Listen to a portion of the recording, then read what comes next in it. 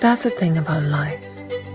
It can be unpredictable, but your dreams need not be.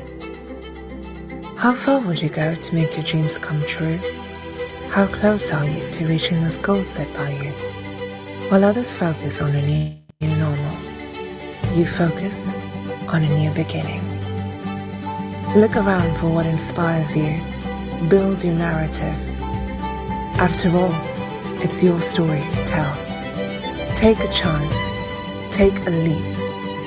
Begin your study abroad journey with us.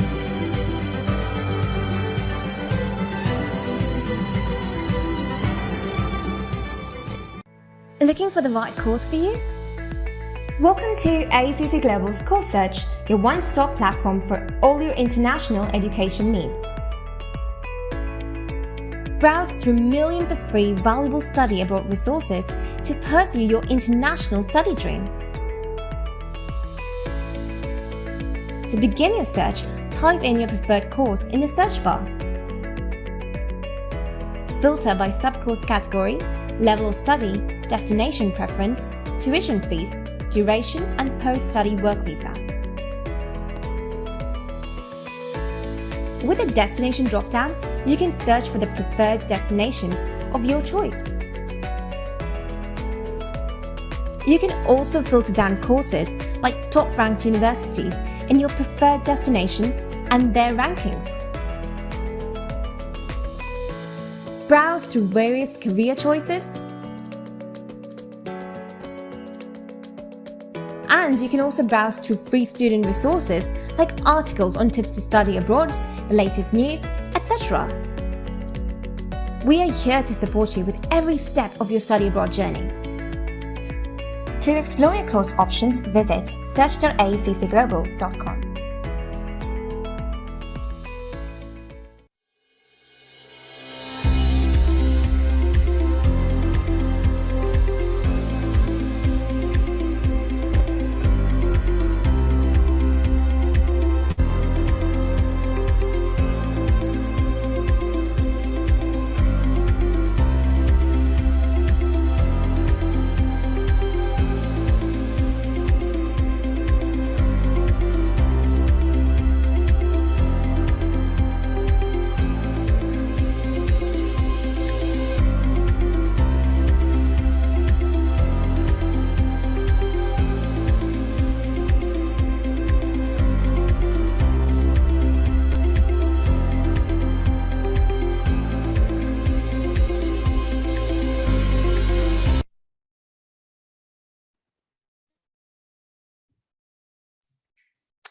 Oke, selamat sore teman-teman AECC Global. Bertemu lagi dengan saya, Mani Sunarso dari AECC Global di acara live session kami hari ini bersama dengan EU Business School. Salam kenal juga bagi mereka yang baru pertama kali mengikuti acara kami di AECC Global Platform. Sore hari ini saya akan menjadi host dalam acara MBA Class Tester dengan judul Digital Marketing and NFTs Emerging Directions. Bersama dengan EU Business School yang berlokasi di Eropa dan mempunyai 5 kampus yang tersebar di Spain, Switzerland, and Germany. Bersama saya hari ini ada our main speaker today, Professor David Friedman, yang mengajar marketing di EU Business Schools di Swiss campuses Montreal and Geneva. With a focus on driving business transformation and innovation. Kemudian Prof. Friedman juga memiliki peran yang sangat strategik dan sangat penting di bidang sales and marketing internationally. Dan juga mempunyai pengalaman mengajar di berbagai higher education institution in Europe. Beliau juga merupakan salah seorang direktur dari NGO company slavefreetrade.org yang berkantor di Switzerland juga. Dan beliau originally berasal dari Toronto, Kanada, dan saat ini tinggal di Zurich, Switzerland, yang juga merupakan seorang ayah bagi 2 orang remaja, yaitu Mia and Olivia. Hi, Prof. David. Please say hello to our audience this afternoon.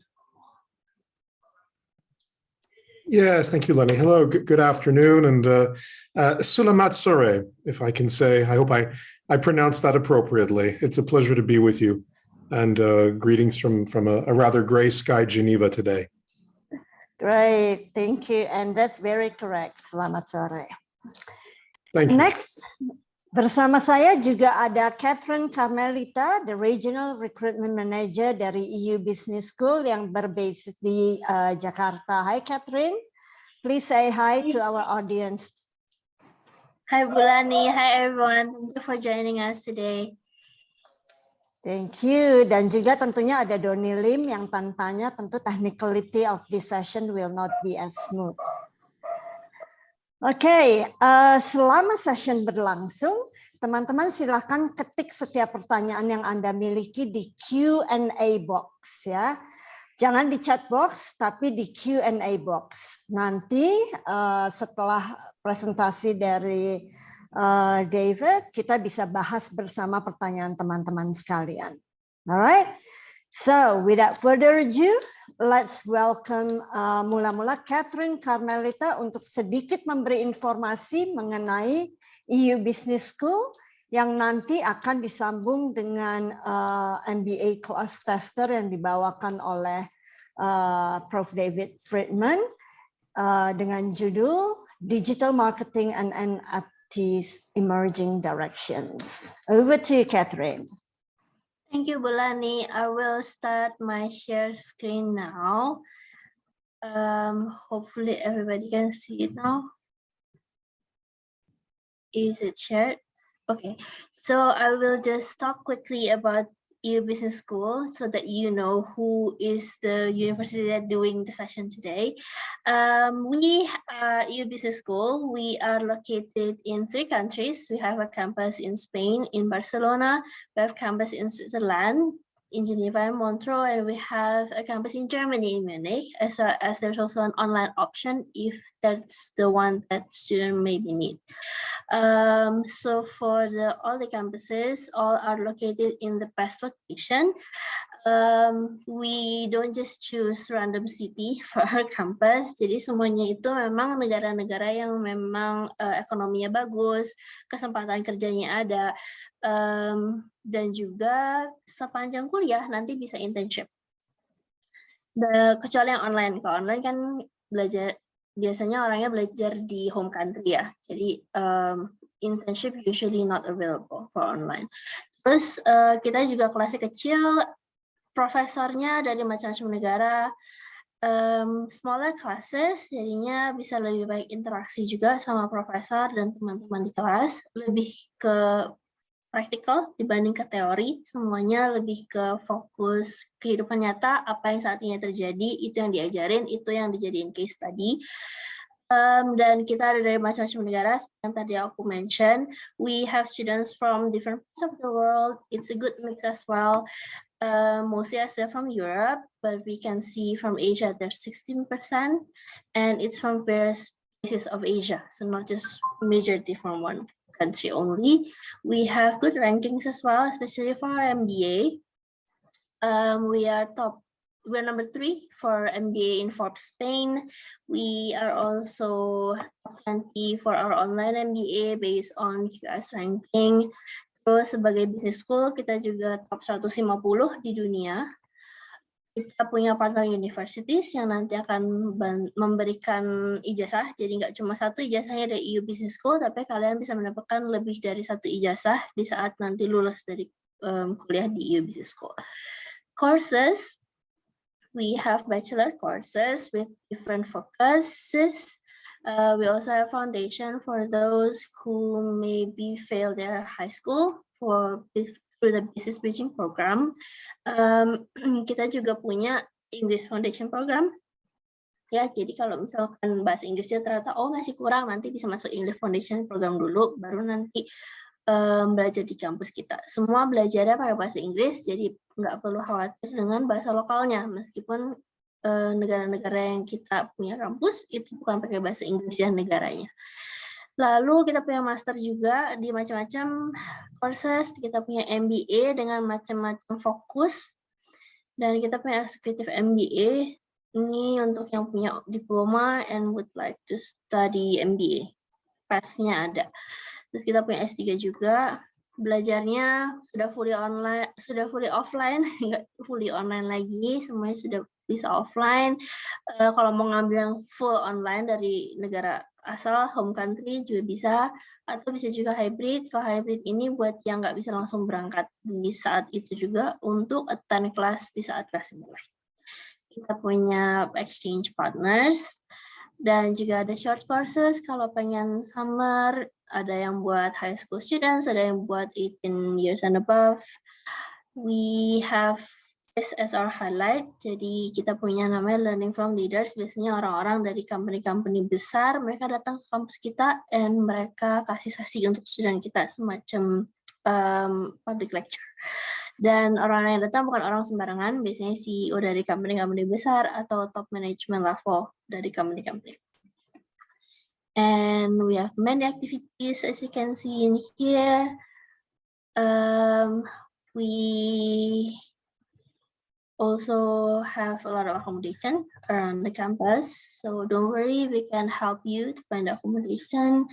Visa also will be supported. We have excellent career service. You can do internship during your study. We have one-on-one coaching, so you can meet them and they will assist you in your CV, presentation, and everything else. And we do help you to get the internship as well, but we don't guarantee the internship. Our placement success rate is 96%. And these are the companies that we work with. So it's all the big companies. And we can talk later about the admission. I just want to highlight that we already have a lot of alumni. It's 27,000 plus alumni from at the moment they're in various places. And many of them now are CEOs or entrepreneurs, or they work in family business. And many of them also work in top companies and international organizations. Yeah, so that's all from me, just to give you an idea what is EU Business School. And now I will pass the time to Professor David. You can try to start sharing your screen and you can start your masterclass. Great, thank you. Thank you very much, Catherine. Okay, let's see here that this now comes up. So I think you should be able to see my screen now, if I'm not mistaken. Yeah. Great. Okay. Well, once again, thank you for the introduction earlier, Lani. It's a pleasure to be with you. At EU Business School, I teach various subjects, I think as Lani mentioned, including social media marketing, media planning, e-commerce, and so forth. And so the opportunity to speak with you this afternoon about, I think, what is a pretty current topic, which is the intersection of digital marketing and NFTs is a really exciting opportunity. And I'm really looking forward to the kind of questions that you'll be asking over the course of this. And we'll certainly make sure we leave time at the end to cover off questions and thoughts and perhaps challenges as the case might be. So what will we cover off this afternoon? We'll just provide a bit of information on the basics, just that we're on a common playing field in terms of what do we mean when we talk about NFTs. And we'll then talk about the intersection of digital marketing. First of all, a little bit of context. Then we'll talk about emerging directions. And keeping it high level, I thought it was interesting to share 6 particular emerging directions that we can see as it relates to NFTs and digital marketing. We'll then talk about implications for those of you who are in marketing. What does this mean? What is actionable? I mean, we focus when we teach on practical implications, and I think that's an important part of the discussion today, not just to focus on the theoretical. And then, of course, we'll leave some time for questions and answers to cover that. And of course, if there are any questions or words stated or what have you, don't hesitate to drop something into the Q&A, into the chat box, just to make sure that we cover that off in due course. So let's first of all talk about the basics. What does NFT stand for? I think most folks are familiar by now with what we mean by NFT, this idea of it being a non-fungible token. Now, what does that mean when we say non-fungible? Because a cryptocurrency, for example, is a token. And what is specific about the NFT when we say that it's non-fungible is that it's unique. It effectively cannot be changed. It can't be replaced. It cannot be swapped. It cannot be exchanged for the same thing of the same value. It truly is something that has its own unique properties. And that starts to explain why NFTs have taken on so rapidly and so excitedly, if one can say, over the past, roughly speaking, 24 months. Now, NFTs are created, or as one would say, minted from digital objects, and they can be copied, but there's only one original. So the example that many individuals give is, well, okay, it's kind of like a piece of art, a real piece of art in terms of a physical piece of art. There can be only one particular painting by Picasso, for example, but okay, you can copy it. You can have images of it. You can have prints of it. But at the end of the day, there is only one original copy. And what is interesting when we talk about NFTs is that they are structured in such a way that that unique ownership is actually built into the NFT. It's public, it's identifiable. So that authenticity, if you wish, that it is unique, is built in. Now, effectively, you can have, when you create NFTs, basically having what one would call smart contracts. And so when you are creating NFTs as well, which becomes very interesting as a creator, as a producer, there's also the opportunity for you to collect royalties if and when that NFT is sold on in a secondary market to another audience. So that also opens up interesting doors for those who create. And as you can appreciate, if you can create as a creator and already receive royalties, that starts to also have certain impacts on, for example, disintermediation, where typically those who created in the past would normally work through agents or work through brokers or galleries, if we talk about the art world as an example. Now we talk about a dynamic where creation is direct between the creator and the purchaser. Now, this is a digital environment that we speak of. And so therefore, when we talk about how these NFTs are purchased or sold, this is online. And normally, but not always, this is done with cryptocurrencies. Okay? Now, just to give a sense of just how big this has become, so imagine a few numbers. So if we took our time back to the beginning of 2021, at that point, there would have been the equivalent of $74 million US in NFTs that at that point would have been traded in terms of trading volume. Now, by the time we come to where we sit today, and this is being quoted from Forbes, that NFT market is worth $41 billion American. Now, just to put some context to that, imagine $41 billion versus the traditional art market, which is worth approximately, over a similar period, $50 billion. So you suddenly see a massive explosion from where we sat. And what's amazing is that this is a very recent phenomenon, because the concept of an NFT in its purest sense has actually been around since 2014. So it's really only in these past, let's say, 18 months approximately, that things have taken off. Now, a little more of the background, just to, as I said, get onto the same level playing field.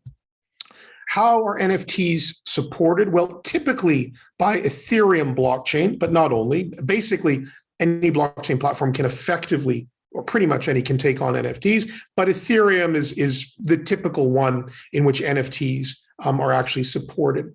And what is very interesting about NFTs is it falls into a bigger picture. And I'm sure some of you have heard of this concept of Web3. It was coined a little while ago.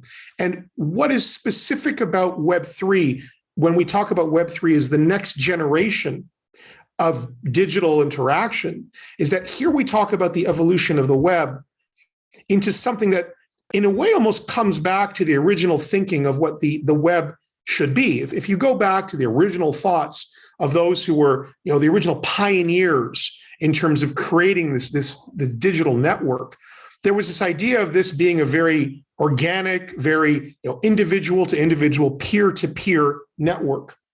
And of course, that's evolved. And you now have very large companies, as an example, who are now acting as intermediaries or gatekeepers in the digital space. But what this is particularly about, and we can talk about this more broadly when we talk about blockchain, when we talk about Web3, we talk about a return to this decentralized, peer-to-peer, user-to-user dynamic. And that has some pretty important implications as well moving forward if you're a marketer. And we'll talk about that as one of those 6 considerations to think about. Now, what is an NFT in terms of what it can actually represent or be? It can be music, it can be videos, it can be drawings.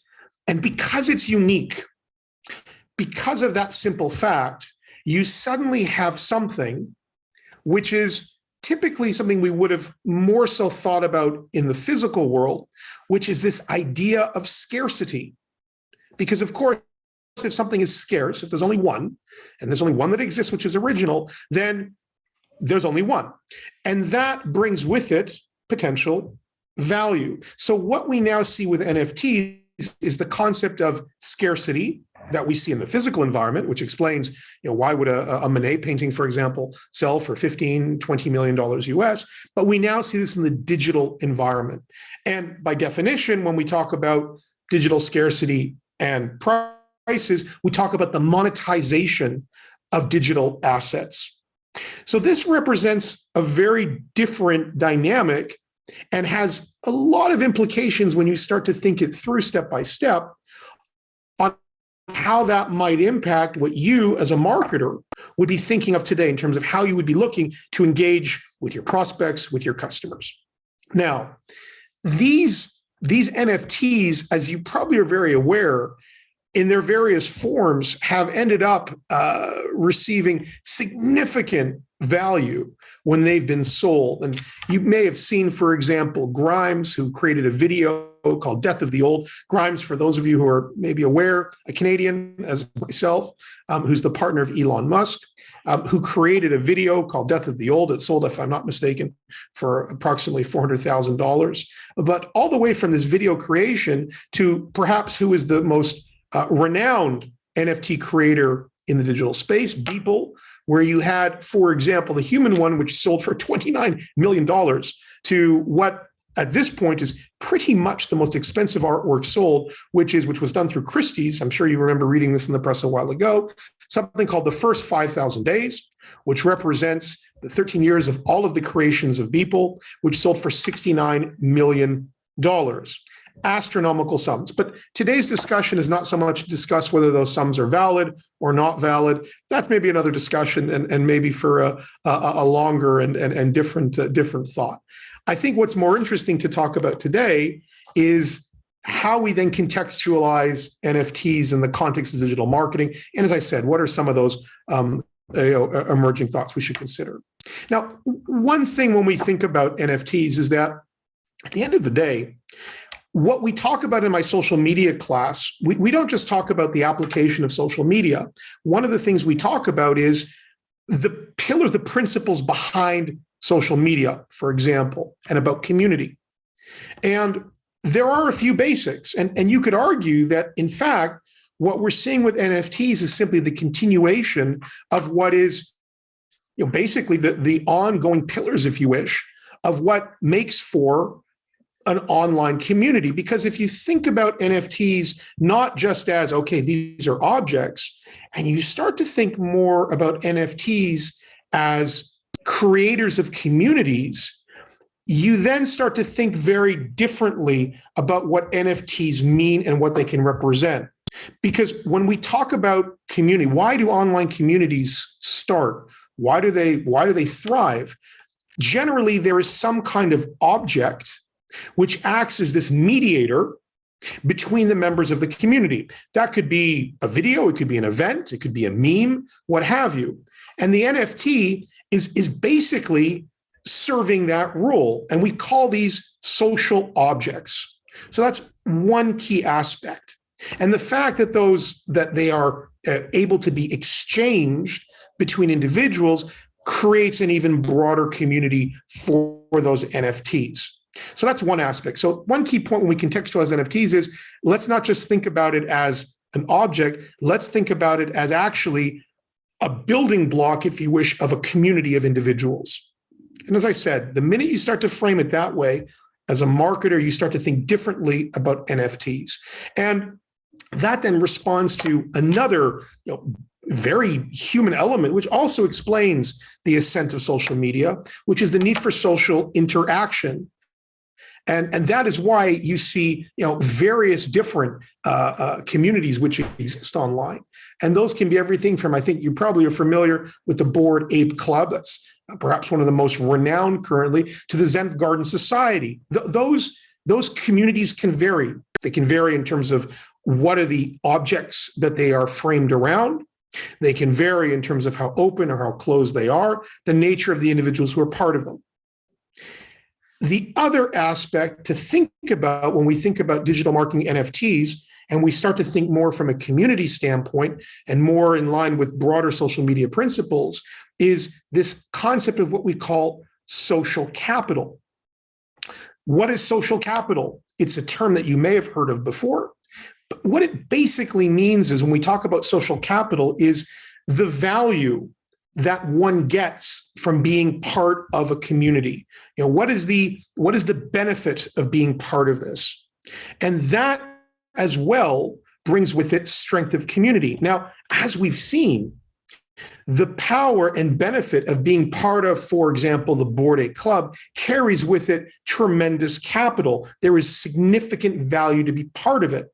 So when we start to think of NFTs as not just community, effectively building blocks as community, when we think about them not as another way to respond to core human interaction, sociality, in terms of engaging with others, and when we start to think about NFTs as well as ways to bring value, capital, by bringing value to those who are within the community, as I said, we start to think about NFTs differently and maybe focus a little less on some of the critiques that, okay, it's a fad, it's a bubble. And we think of it maybe as a new way that individuals may be looking to engage moving forward.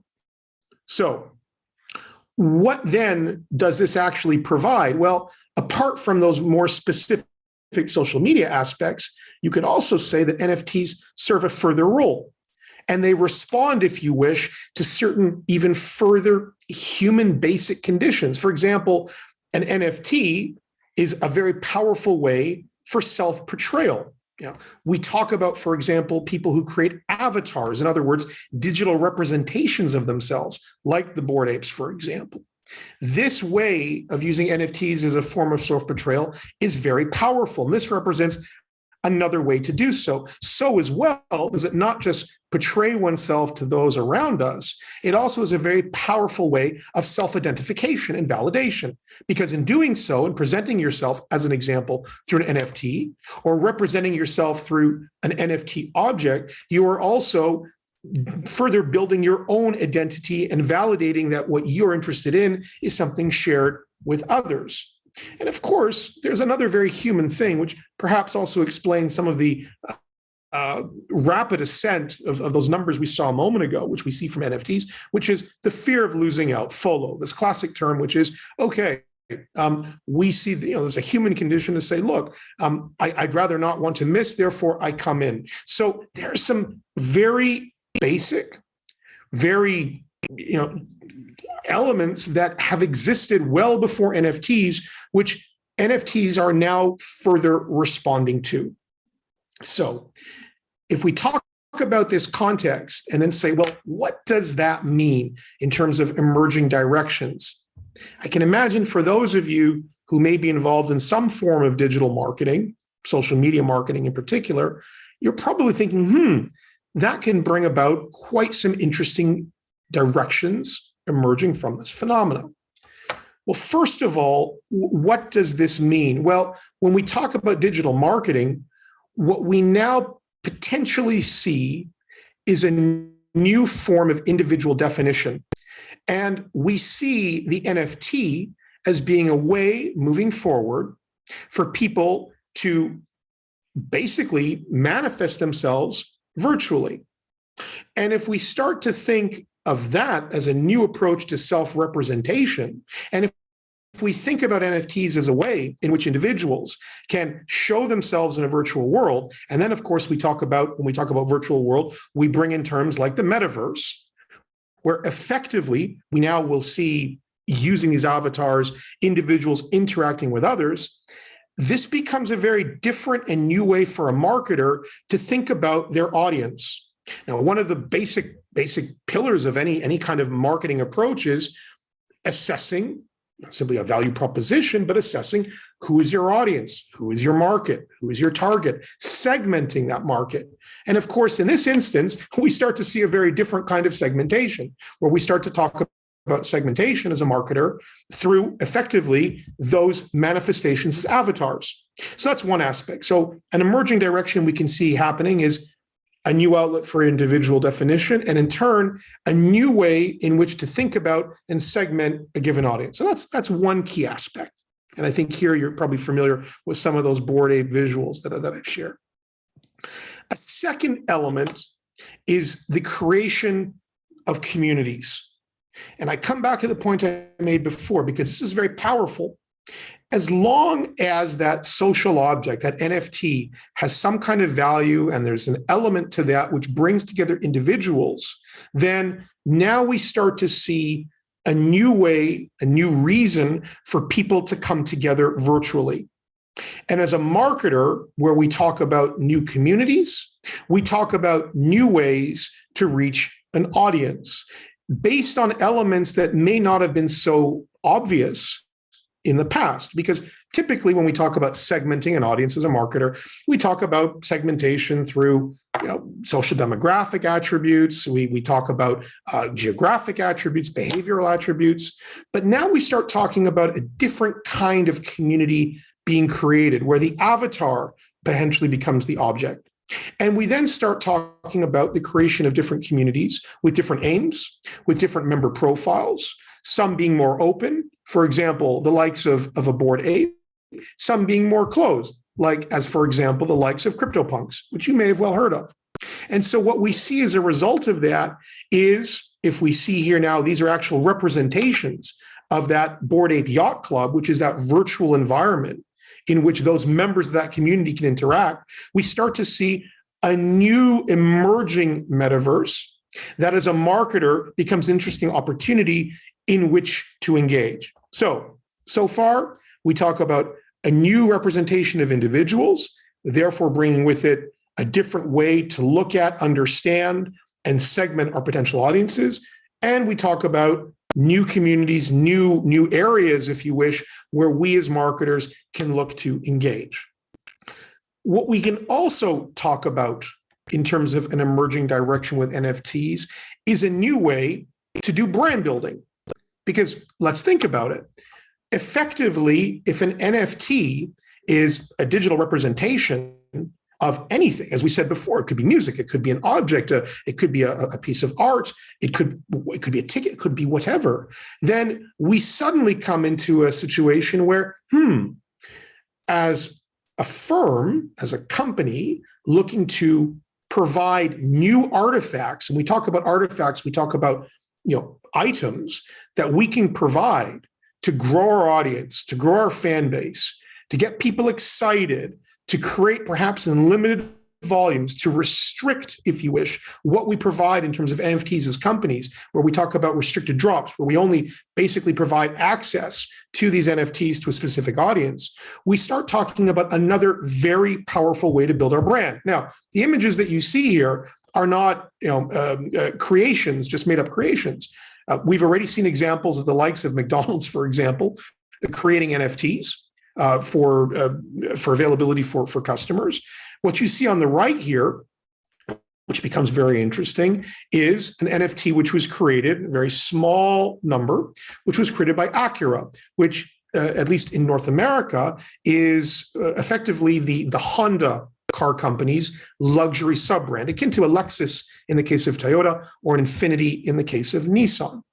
So we already start to see companies who are using NFTs as a way to do what? As a way to effectively provide new elements to provide to their fans, to their customers, and to create more buzz, more interest, more excitement around their brand. Number 4, that comes into the point about engagement, because when we talk about creating new assets, that's only part of the story. Because what we also know, and now slowly but surely see with NFTs, is that we also see the creation of assets where it's no longer the company that may be uniquely creating those assets. It may be, and now more and more so, becomes an opportunity for companies, for marketers and companies, to find new ways to engage deeply with their fans through co-creation.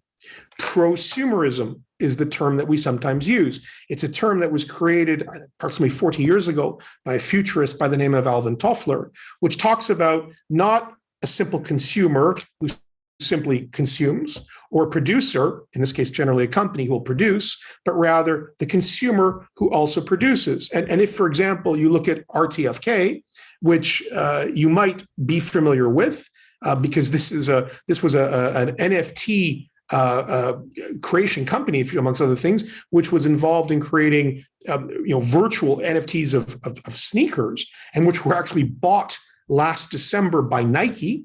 The terms of that deal were not disclosed. But if you can imagine the likes of a Nike now moving into this territory, you can see that there's certainly a view that there is value in terms of this being a powerful way in which to engage.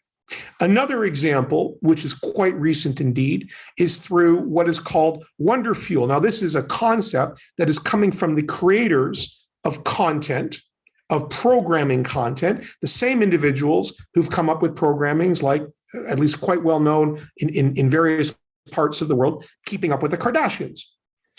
This is a company which has now been created as a subset of their programming content creation, where they will actually fund their content with NFTs, as well as create NFTs as a way to further allow and further, if you wish, nurture engagement between viewers and the production company. Now, this is something that is brand new. We've never really talked about funding content through NFTs, or for that matter, this idea that we would provide NFTs to our viewers, if we're content creators, as a way to further drive engagement. So we can talk about NFTs as well, if I summarize so far, as a combination of a new way to identify oneself in the virtual space, in the metaverse, as a new way, if you wish as well, for communities to be created, as a new way for companies to create assets to provide, but beyond that even further, an even deeper way for companies, for marketers to deeply engage with their customers. And if we keep going down in terms of further directions, not only then when we start talking about new communities, when we start talking about new ways to engage, we also talk about the evolution of new ecosystems. Now, what is an example of that? Let's come back to the Bored Ape example. Where does the term Bored Ape come from? Well, effectively, it originally comes from a term which is aping, which is a term used for those who will effectively buy NFTs without really any strong consideration. Okay, so it's a term which is used, and that term aping then manifested itself through the Bored Ape NFTs. Now, off the back of this idea of aping and off this back of this Bored Ape idea, now what you start to see are companies coming together, new ecosystems forming, leveraging those central objects. So a most recent example as well that we can see, and I don't think it'll be the last, are where brands will now use those NFTs as anchor points to create their own NFTs. So as an example, there's a company in the United States which makes a drink called Almond Breeze. They created NFTs called Ape Fuel, picking up on this ape concept, leveraging, if you wish, the halo of that Bored Ape idea. And now what you start to see are connections being made between companies based on these new ideas, based on these objects, which again, never would have existed previously. So we start to see new ecosystems. And as a result of all of this taking place, and the fact that I'm even talking about that with you, and that we're talking about that this afternoon, it's creating a new way as a marketer to generate earned media coverage. Now, when we talk about media, we normally talk about media in three different ways. We talk about media, which is paid media, which is when you as a marketer will go out and you will pay for advertising, like you will pay, for example, to have your brand show up at the top of the ranks in Google and search, called paid search, or a display ad, for example, or sponsor some content. So that's one aspect. You pay as a brand. You have another aspect of media which is owned, which is what you do with that which is part of your brand, your websites, for example, your social media presence, and so forth. And then you have something called earned. And what we refer to as earned is when you have basically people, could be journalists, could also be people like you and me, who are simply engaging virtually or not virtually, talking about your brand. And clearly, what the NFT also allows, particularly now as it's relatively new, is a new discussion point, a new conversation, and therefore a new further way for you as a company to, if you wish, amplify earned media coverage. In other words, using the NFT as a way to create further conversation, further dialogue of those around you. And of course, by targeting NFTs, knowing that you're speaking to a very specific community, also potentially reaching out to a very specific, interesting community as well. And that means when we talk about now implications as a marketer, what does this mean? What am I able to potentially do as a marketer today? Well, beyond the aspects that we've talked about where, okay, you can create things, you can provide things to individuals, that's great. But what you can do that takes it even further, arguably today, NFTs are not yet fully mainstream. Yes, we talked about these huge numbers, but at the end of the day, most of us at this point probably do not have an NFT. But the ones who do will tend to be those who are influencers, those who are early adopters, those who command perhaps a certain prestige in the digital world. Influencers as a marketer, when we talk about social media marketing or about digital marketing, are potentially a very precious tool for companies to use to further bring on board individuals into their brand, as well as create further awareness around their brand. Clearly, as a marketer, leveraging NFTs does give you an interesting opportunity to engage with those influencers. Yes, the communities might still be niche, but certainly you are potentially engaging with what could be a very desirable influencer segment. On top of that, it is also giving you as a marketer ideas around where you might wish to engage, which maybe you hadn't considered before. A very common platform, for example, where discussion takes place around NFTs is a platform called Discord. Now, that is not something which in the past, that's not a platform that many companies might have thought of in terms of creating their own presence and their own communities to then talk about their brand or to foster communication. Now this evolves. So we see, therefore, today a double opportunity for you as a marketer. Number one, engaging with a community, with influencer community, early adopter. Number two, new emerging platforms in which you can further discuss and drive conversation as a brand. That also brings with it a further opportunity to increase your brand touch points. Why? Because the minute we talk about this creation of brand artifacts, you are creating further ways, as we said before, for individuals to engage. And that can be what we call firm-generated content, FGC, but also user-generated content, which we call UGC, which is content which is created by people like you and me. Of course, you need to be sure that if you are going down this route as a brand, that there is coherence, that the idea of using NFT is coherent with your brand, is coherent with your objectives, with the audiences that you're trying to engage with. You also need to make sure that what you are creating as an NFT, if you go down that route, is also consistent. There was some, for example, blowback not too long ago with Associated Press. Why? Because they were creating NFTs which were looking to call out, and so had images relating to individual refugees who were coming to Europe on boats. Well, this was seen to be maybe not, although you could argue to create awareness around this in Europe, yes, you could see that as being a very noble thing, but was seen to not necessarily be the kind of thing appropriate for Associated Press, and in turn actually backfired. So you need to have some thought and considerations, but clearly as an implication, yes, here is a way for you to further extend your brand. But then if we think further ahead, and if we think to the next, the next steps as things evolve. Now, if we make the assumption that as time progresses, this idea of an NFT becomes more commonplace, the ability to create an NFT becomes simpler. Some of the environmental considerations, because you've probably heard it as well, there's been some criticism that minting NFTs, for example, takes tremendous energy, and with it has implications more so if we think then in turn of greenhouse gases and effects of non-green energy. There are further considerations happening around us. But if we work with the assumption that production will evolve, simplify, and the barrier to entry for you as an individual to have an NFT, which, as we said earlier on this afternoon, is more still of a niche, then that brings with it some interesting conundrums and opportunities for the marketer. Now, you remember earlier on, we talked about this idea of Web3, this decentralized, this more localized, peer-to-peer way of engaging virtually. Well, what does that also mean?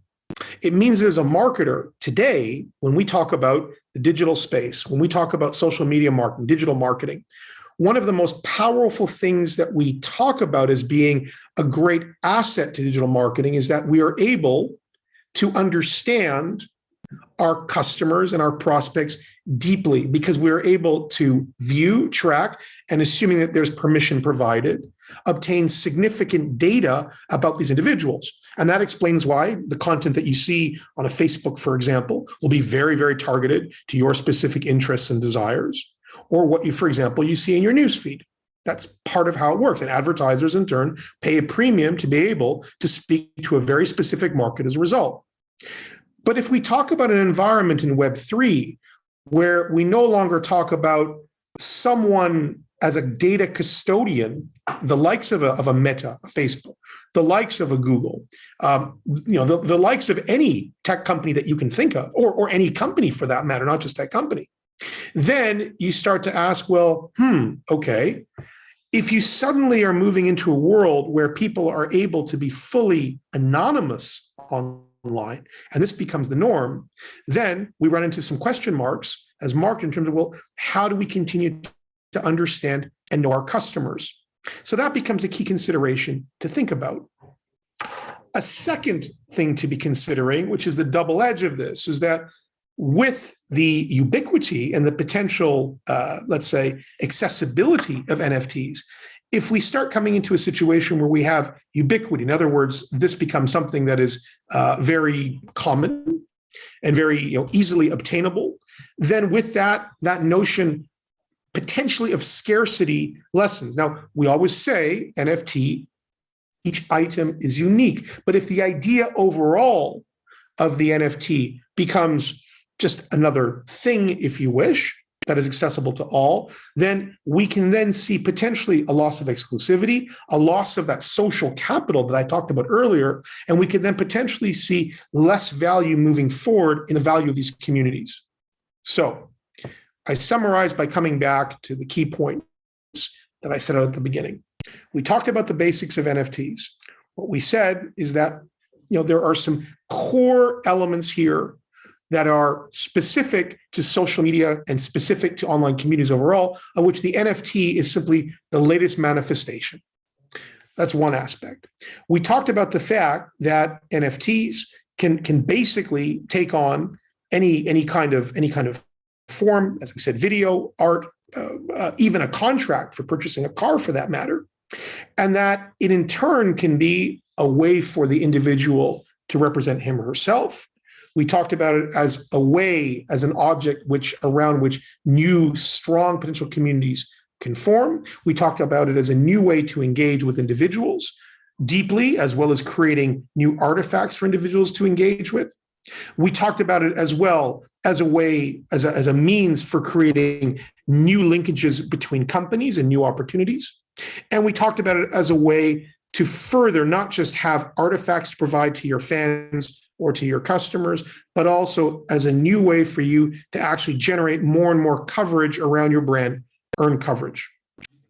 But we also talked about moving forward that while that represents opportunities to both engage with influencers, for example, as well as for that matter to extend your brand touch points, we also then, to summarize here, talked about questions we should be asking ourselves as marketers around data availability moving forward and how we deal with that, how we address that, as well as whether ubiquity brings with it a lessening of value and therefore an erosion, if you wish, of the value as a marketer of these communities.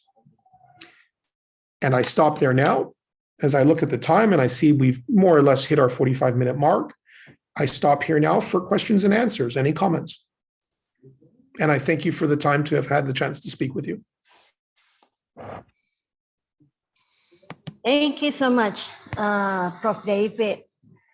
We have quite numbers of questions in the question and answer box, and I would like to remind everybody, if you do have any other questions, please do write your questions in the Q&A box instead of the chat box. Thank you. So let's go to the first question from Anonymous. How to create strategy and to sell NFTs with value of $1 million? Well, that's a pretty big question. I appreciate the boldness of that question. I think if I could simply give you a strategy of how to generate millions of dollars, we would be having a different discussion. But I think but having said that, on a very serious note, what has been successful in terms of NFT creation, you could argue that those who have created NFTs have had, and this is again going back to the basics of marketing, is understanding those human elements. I come back to that aspect of fear of losing out. We talk about this notion of scarcity, that if something is limited, then it becomes desirable.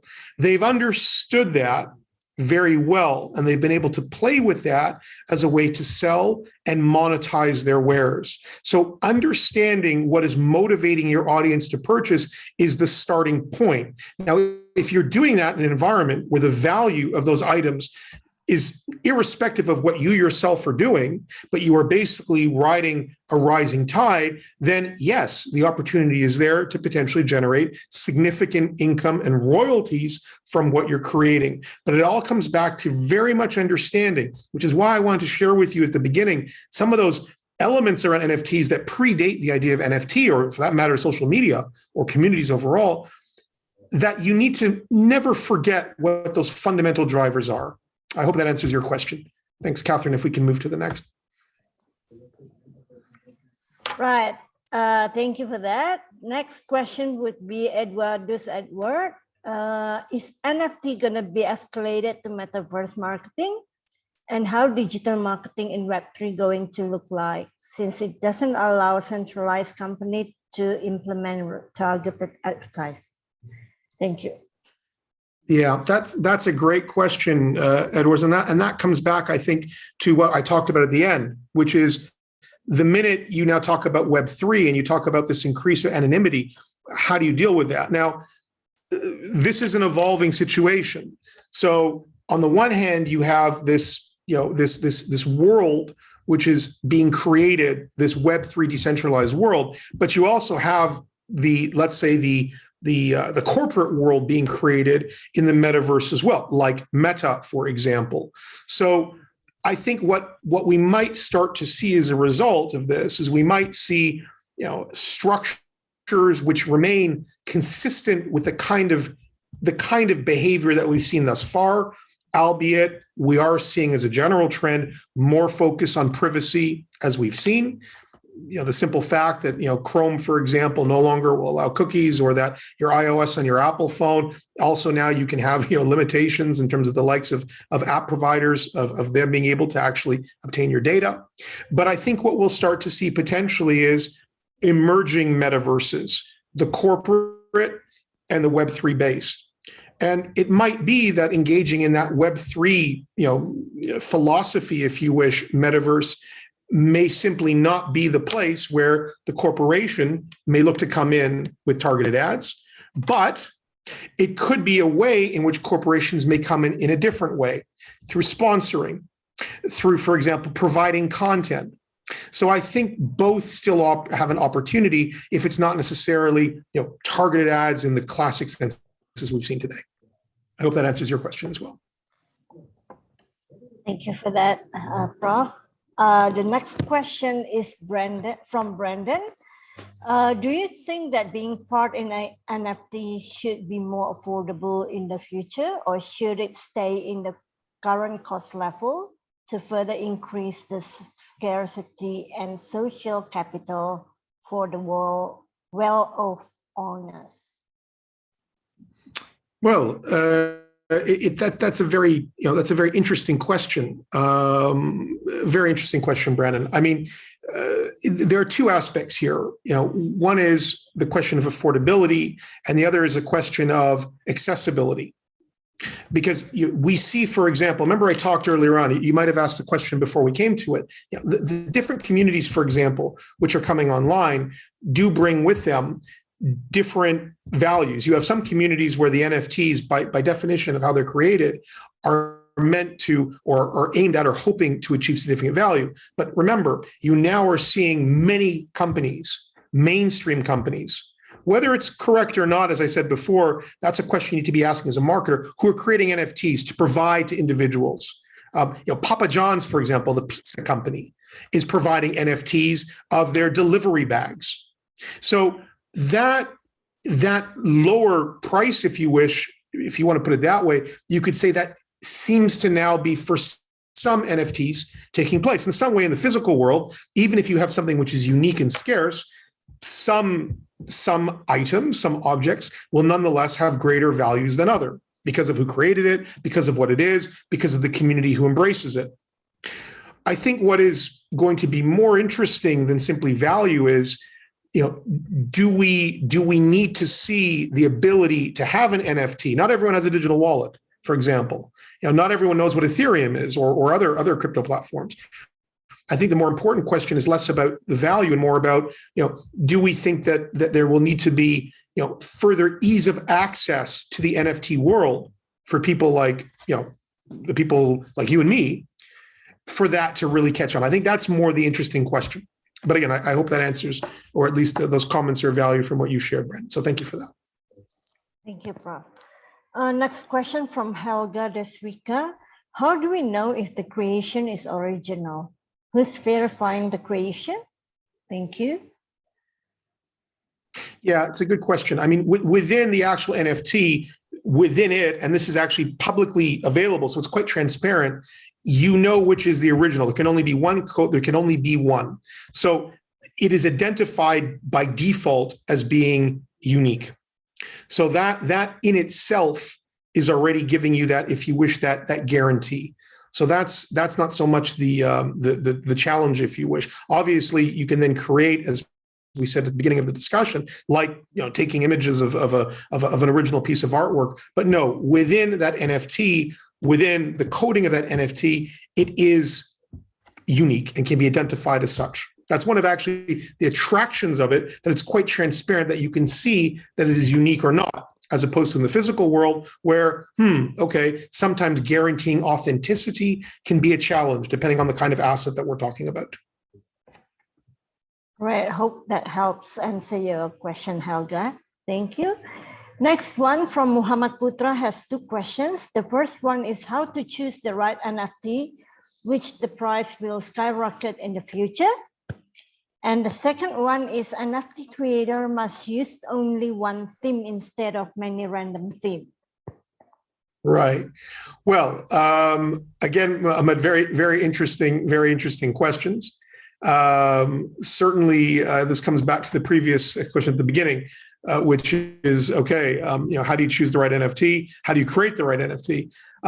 I think, once again, it's an impossible question to answer per se, but one thing which is interesting is, as long as you work on a principle of scarcity and of the nature of the community which has that scarcity, you could argue that those communities where those who are members of that community are very desirable, you could argue that there will be a premium to being a part of that community.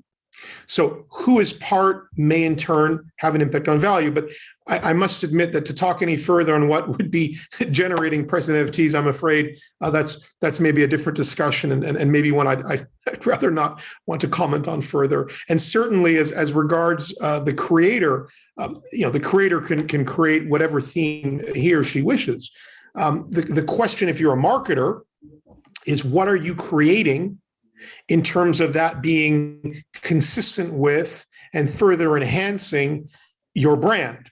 And I gave the example earlier of Associated Press, but you can now start, as people jump on this, you can now start to critically ask, is the NFT being created just something to do, or is what they're creating truly adding to the understanding of that brand, building equity in that brand? Those are really the main questions that should be asked in terms of what you create. And that could be different themes as a result. Okay. Right. Muhammad Putra, hope that helps you. Next is from Sahid Nugroho. Prof. David, why NFT selling price is commonly so expensive?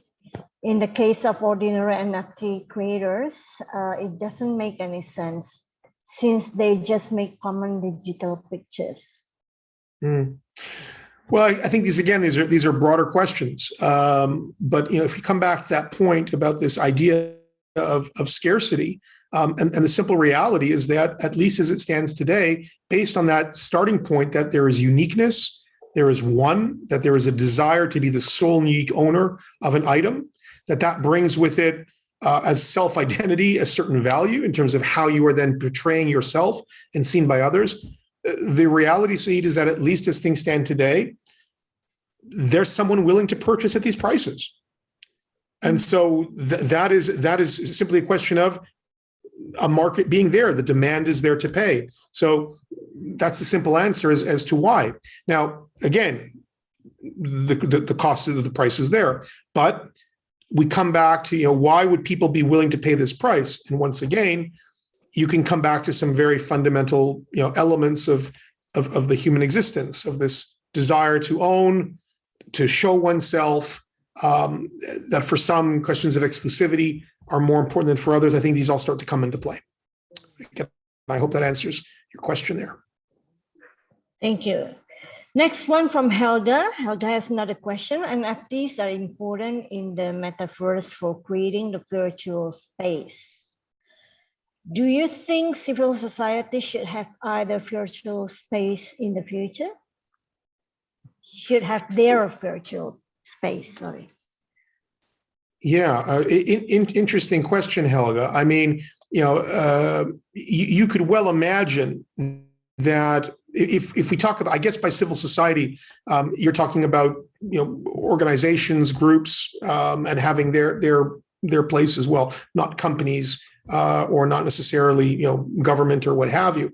And I think, yes, I think what we will probably see is, if not already, is that, yes, civil society will stake their place, as long as these are forms where you can allow for engagement, for dialogue, and for conversation, and to influence and to build awareness of certain topics and causes. I think absolutely, yes. Great. Next, Ahmad Faik has the question as well. How do we convince a customer that our NFT is sellable later? And can the value of NFT decreasing? Yeah, interesting questions, Ahmad. I mean, well, first of all, let's come to the second question then to the first one. So, can the value decrease? Well, absolutely. Like any item, and we talked about this, I think, towards the end. if for whatever reasons there is a view moving forward that ubiquity brings with it less exclusivity or brings with it maybe less of a value to a certain group of individuals, that could obviously lend itself to a lowering of price. It could also be as more and more NFTs are created, as more and more individuals have them, and so forth. So absolutely. As well, if at a certain point, people are not willing at a certain price point to purchase at that price point any further, then by definition, you can hit a ceiling and the price may subsequently decrease. So for sure, this is possible. But again, the price is really based on a willingness. It's simply supply and demand, and a willingness to pay. Of course, we all come back to some of those core drivers is why one would do that in the first place, as well as more broadly, what impact the onrush, if you wish, if NFTs more broadly may have on overall. But yes, of course, like any item, certainly they can decrease. And how do you convince that it's sellable later? Well, once again, I mean, it comes back to, if you're trying to sell, knowing your target, knowing what appeals to them is the base. Whether you can convince them that you can sell it later is maybe a different discussion. But clearly the core marketing rule here is, if you are going to create, you want to be creating something which is reflective of your brand, but also very much understanding the needs and wants of your target audience, and therefore knowing that what you're creating is bringing with it value. Okay. Right. Next question is from Anita William. Hi, Mr. Friedman. Thank you for the lecture. What do you think of prospective NFT as an investment instrument? Yeah, I think that's a great question, but I think that's probably out of the scope of today's discussion. So I'd rather not comment, if you wish, on investment instruments per se. So maybe outside of my remit today. But I think it's an excellent question, Anita, for you to be asking, but maybe to be asking that to someone who's more focused on investment valuation, if I can kindly suggest. Great. Anita, for you to consider. Next, from Valencia Stephanie. Hi, Prof. David. I'm an NFT creator. So far, I know how to create NFT technically. But today, I got insight from you about NFT digital marketing. I want to ask about community. Is there any tips or trick how we should nurturing community? Because it's like we are in one room with a lot of people on it. How can we maintain community day by day? Interesting question. Well, I think that comes back to some of the basics of digital communities and of social media. Clearly, creating a community as a starting point, there are a few basic things, Valencia, that are necessary. First of all, there needs to be that object in the first place around which the community will congregate. So your NFT creation, of course, whatever it is that you're creating, already needs to be something that, we come back to the object, that others will see as being something of value to them, or something that in some way reflects them. So that already then brings the people together, you could argue. How you then maintain that community? Well, basic principles. Within that community, there needs to be a very easy way for individuals to engage with each other once they've come in. There needs to be that ability for them to exchange, even perhaps to trade within that community NFTs that they may have, so that you create some degree of action. You need to be able to allow individuals to comment. You need to be allowing individuals, of course, to be freely engaging with others. And what I think is very important is that for you as the creator of that community, you need to be thinking about that concept of social capital, which we talked about earlier. What is it, by me creating this community, what then in the end is the additional value that I'm providing to those individuals who are part of this? Because once again, the minute that additional value is no longer there, the community arguably loses its strength, it loses its power. So I think thinking through what is the object you're creating, and is that something that has appeal, combined with, okay, how do I create value for that community, are two of the key considerations or tips I would think about very, very strongly. Yeah, a little bit general perhaps, but I think is nonetheless those are some initial thoughts. And of course, it can be a much longer discussion to go into the specifics based on your specific NFTs, how you then take that forward. But I think those are some of the key questions you'd be asking up front. Right. Next question is from Donnie. Good afternoon, everyone. I want to introduce myself. My name is Donnie Sagita from Brawijaya University. How long does it take for people to learn digital marketing before they can master the flow of digital marketing? Thank you. Okay, interesting question. I think it's a very interesting question. I think it's difficult to say how long it takes. Does it take, it certainly is not something you can learn in a day. Generally, there's a reason why the programs that we have, for example, EU Business School, normally will take months, if not even years, for you to become an expert practitioner. But the point about digital marketing is that you cannot just talk about digital marketing. You need to talk about marketing. So when we talk about marketing, your ability to, if you wish to become an expert or a practitioner, is more than just about understanding digital. It's about understanding some of those fundamentals around marketing itself. It's having understanding of some basic understanding of psychology, a basic understanding of anthropology, a basic understanding of many different things, of culture. These are all aspects as well that are critical and arguably, I think, make the difference between someone who simply understands, learns the tips and trades of marketing versus someone who really has a fully understood understanding of what marketing really is and therefore is able to be a practitioner. So I would argue, to think not just digital. And anyways, I think more and more we talk less about digital marketing or analog, we just talk about marketing, but also to think in your mind that if I want to be an expert marketer, there's probably more I'll want to understand than just simply, marketing purely, if you wish. Those elements which together make you better understand ultimately, the needs, the wants, the mindset of your consumer, of your target, are absolutely critical before we can talk about, techniques and ways to actually address them. So I hope that answers your question there. Thank you. Next question is from Sahid Nugroho. I see that the occurrence of NFT business is part of the digital campaign to capitalize the metaverse idea. Since basically the metaverse is also very close to an NFT object in a very huge version. What do you think, Prof. David?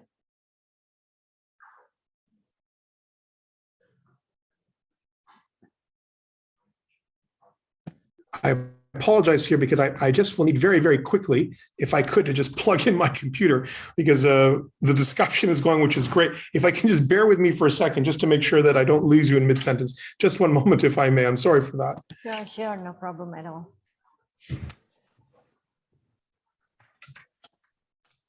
Discussion yang very interesting, teman-teman. Jadi kalau ingin terus diajar oleh Prof. David, jangan lupa untuk consider one of the marketing courses or MBA courses that are available in EU Business School.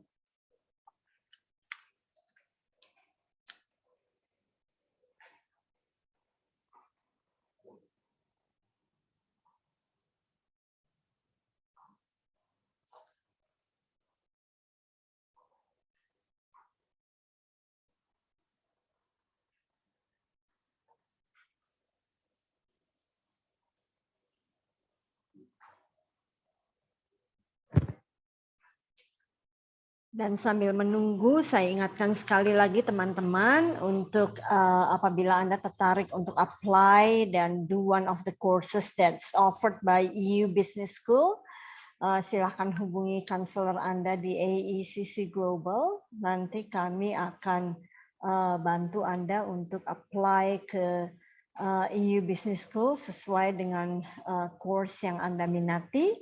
We are going to provide you with all the details as well as all the requirements needed. Juga nanti kami akan bantu untuk apply-kan ke EU Business School melalui portal yang kami miliki. Dan kami juga akan bantu students untuk apply visa, student visa yang diperlukan untuk belajar di EU Business School ini. Dan bekerja sama dengan partner kami, apabila diperlukan kami juga dapat mencarikan accommodation, either accommodation sementara atau accommodation yang memang sudah disediakan oleh atau memang tersedia di sana, namun dalam kurun waktu minimum 6 bulan rent. Yeah. Hello, sorry for that. That's all right. Good to have you back. Yes, sorry indeed. And I apologize if we can just come back to that last question then. That was a question from Sahid, was it? Yeah, from Sahid Nugroho. Yeah. Okay. So if I understand your question, Sahid, so I'm saying you're saying that the occurrence of NFT business is part of the global campaign to capitalize on metaverse. Yes, absolutely. Since basically metaverse is also very close. Yeah, interesting. Okay. You know, I guess what you're suggesting here, Sahid, is that is the metaverse simply nothing more than a giant NFT in a certain way. I'm not sure if I understood correctly. I mean, the metaverse is effectively the form in which you know an NFT, in this case manifesting as an avatar, can engage. But could you, in theory, have a unique universe which in itself is an NFT where people can engage? Interesting thought. I suppose in theory it could well be possible, but I would generally at this stage in the game still see us looking at the NFTs being the unique within that metaverse, if you wish. But it's an interesting thought, Sahid. I'm curious to see where you're maybe going with that. Maybe another discussion, or maybe even a discussion offline for that matter. But an interesting thought. Right. Arumadia has another question. Good afternoon, Mr. David. Since NFT is part of digital marketing, is there any correlation with SEO or SEM? Yeah, interesting question. Well, an immediate reaction would be, to an extent, yes. I mean, if you actually start to think about it, you could start to come up with quite a few areas where there's maybe some overlap, but just something very simple. I mean, if, for example, remember the comment I made earlier on that NFTs can be at this stage anyways, a very powerful way for companies to generate earned media coverage. That coverage, for example, and in particular, depending on where that coverage is coming from, who are the people who are commenting, where is that coverage taking place, can certainly be a very powerful way to further enhance, and SEO is search engine optimization, for those of you who maybe aren't familiar, and SEM is search engine marketing, but that this can help you as a company to have a higher ranking, where you're not paying the likes of a Google to be at the top of the ranking. Absolutely, that can be part of the discussion, and that's something very, very immediate to me. That's something that clearly a company can capitalize on very quickly, as long as they're able to generate that discussion, that conversation around that particular object relating to the brand. So yes, there you could see that there can be some interplay between the two. It's an interesting question. Thank you for that. Thank you, Armadaya. Hope that helps. And the last question we have is from Julianto Illustration. Hello, Prof. David. I'm still a layman in the world of NFT. I want to ask, how is the first step to sell their NFT, avatar, weapons, vehicles, etc. in the Metaverse sandbox? Oh, okay. Well, I guess certainly the first thing you need to have to buy or sell or what have you is obviously to have your digital wallet. I mean, that's certainly the starting point. If you're then talking about purchasing or not, there are many platforms as well that already exist. One that's quite well known, for example, is OpenSea, where you can actually see NFTs for sale, and where there is if you wish, a virtual market, if you wish. So that already exists. But of course, your first step is you need to enter more broadly into the world of blockchain by, of course, opening up your wallet, creating a wallet, and therefore being able to actually engage and actually purchase or sell if you wish. So I hope that answers your question there. Well, thank you so much for all the questions, teman-teman AECC Global, and thank you so much for the answers, Professor David. So as I said, if you are interested to being further taught by Prof. David, please do register to any of your interested course at EU Business School, and AECC Global will be assisting you with your applications, assisting you with your accepting the offer, assisting you with student visa, as well as the accommodation later on. So as we have come to the end of the session, we would like to thank you very much, Prof. David, for being here today and sharing with us on the material. Very interesting. I would also like to thank you, Catherine, and Donnie for arranging this session. And also teman-teman AECC Global, I'd like to thank you very much for attending this session. We'll see you again in the next AECC Global session next week. And I just want to remind everybody that we will have a virtual education fair tomorrow. So if you haven't registered for our virtual education event tomorrow, please do get into our website and register for our virtual education fair tomorrow. Okay, have a great weekend, everybody, and stay safe and stay healthy. Bye for now. Thank you so much. Bye-bye now. Have a great weekend, everybody, and thanks for the great questions. Looking forward to seeing you in Geneva. Bye-bye. Bye.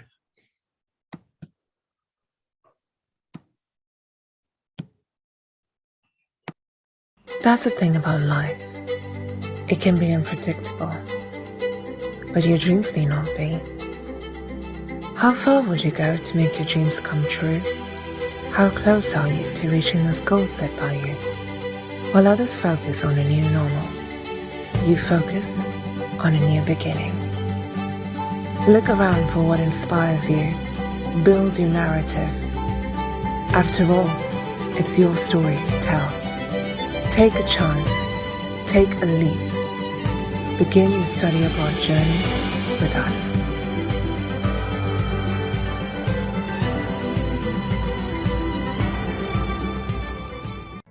Looking for the right course for you?